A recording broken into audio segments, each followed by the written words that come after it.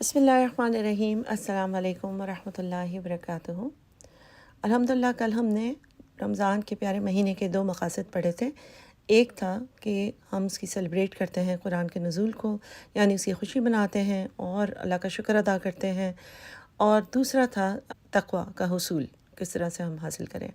انشاءاللہ آج میں اس میں سے پہلے مقصد کے اوپر تھوڑا سا زیادہ کامنٹ کرنا چاہوں گی، اور تھوڑا سا ہم اس میں ڈیپر جائیں گے کہ اللہ تعالیٰ نے کس طرح ہمیں بتایا ہے کہ قرآن سب سے زیادہ فضیلت والی نعمت ہے، اور دوسرا یہ کہ اس کو کس طرح ہمیں اس انفارمیشن کو استعمال کرنا ہے کہ اللہ تعالیٰ نے ہمیں اس کی امپورٹنس بتائی ہے تو اس کا کیا کریں ہم، اور تیسرا کہ جو ایک پورا مہینہ ہے تو اس کو کس طرح ہم استعمال کر سکتے ہیں، اور کیوں اللہ تعالیٰ نے ہمیں پورا مہینہ دیا ہے، اس کی وجہ کیا ہے انشاءاللہ۔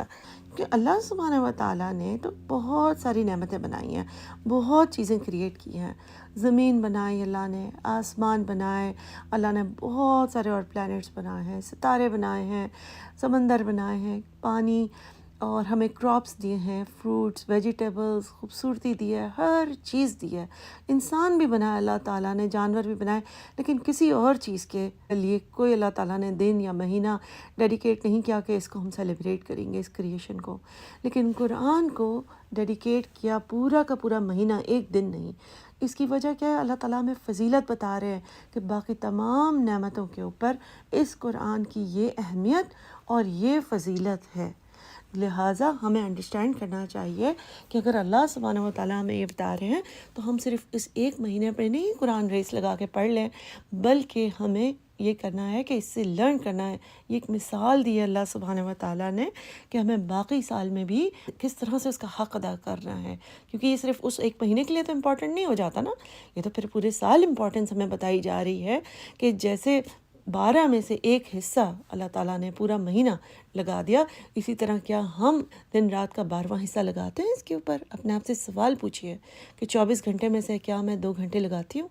انفارچونیٹلی افسوسناک بات یہ کہ اکثر لوگ یہی کہہ رہے ہوں گے کہ نہیں۔ تو اگر آپ 15 منٹ لگاتے ہیں تو آدھا گھنٹہ لگائیں، اس کے بارے میں کچھ سیکھیے، کچھ تفسیر، کچھ اس کو پڑھنا سیکھیں، سمجھنا سیکھیں، تجوید سیکھیں، تاکہ آپ اس کے حساب سے عمل کر سکیں۔ اس چیز کو اس طرح سے اگزامپل سے آپ سمجھیے کہ ایک انسان ہوتا ہے، اس کے پاس بہت نعمتیں ہوتی ہیں، اس کے پاس ایک جاب بھی ہے، اس کے پاس گھر ہے، گاڑی ہے، فیملی ہے، کھانا پینا، اپلائنسز ہیں، فریج ہے، سب چیزیں ہیں، فرنیچر ہے، اور بچے بھی ہیں۔ سب سے زیادہ فضیلت اس کے پاس کس چیز کی ہوگی؟ سب سے زیادہ شکر وہ کس چیز کا ادا کرے گا؟ اگر وہ کرے گا اللہ کا شکر، اپنی اولاد کا۔ اور یہ نہیں میں کہہ رہی ہوں کہ انسان سالگرہ منائے، لیکن اگر انسان کے ذہن میں اگر اس کے بچے 2-3 بھی ہوتے ہیں تو یاد ہوتا ہے نا پیرنٹس کو کہ اچھا یہ والا بچے اس کی فیبرری میں یہ پیدا ہوا تھا، یہ اگست میں پیدا ہوا، یہ دسمبر میں پیدا ہوا، تو پھر کیا ہوتا ہے؟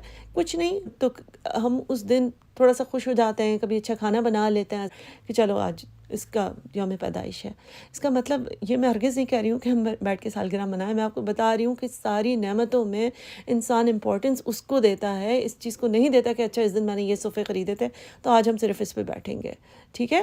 تو اس طریقے سے اللہ سبحانہ وتعالیٰ اپنی تمام نعمتوں میں سے فضیلت دیتا ہے قرآن کو۔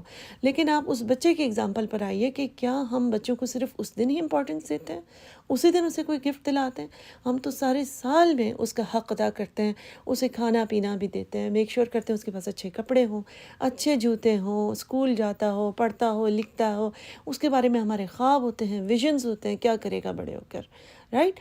تو قرآن کے بارے میں کبھی ہم نے بیٹھ کے رمضان کے علاوہ اس طرح سے وقت گزارا ہے؟ اس طرح سوچا ہے کہ اس کے بارے میں کیا کروں، کس طرح سے میں اس کو لرن کروں، کس طرح میں اپلائی کروں اپنی زندگی میں، کس طرح میں کسی تک پہنچاؤں اس کو؟ اس کا حق ادا نہیں ہوتا اس بات پر کہ ایک مہینے کے بعد اس کو ہم غلاف میں بند کر کے شیلف پہ رکھ دیں اور مطلب بس رہنے دیں وہاں پر، یا شادیوں اور قسمیں اٹھانے کے لیے اس کو اٹھائیں۔ اس کا حق ادا ہوتا ہے جب ہم پورا سال اس پر عمل کریں، اس کو وہی امپورٹنس ہے جو اللہ تعالیٰ نے ہمیں اس مہینے میں اس کی فضیلت بیان کر کے بتائی ہے۔ اس کو ایک جاب سمجھیے۔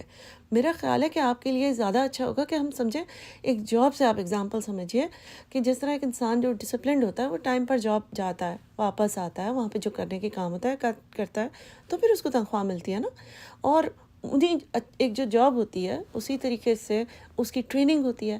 اگر انسان کسٹمر سروس کی جاب کرتا ہے تو اس کی 2-3 ہفتے ٹریننگ ہوتی ہے کہ کس طرح بات کرنی ہے، کس طرح لوگوں کو جواب دینا ہے۔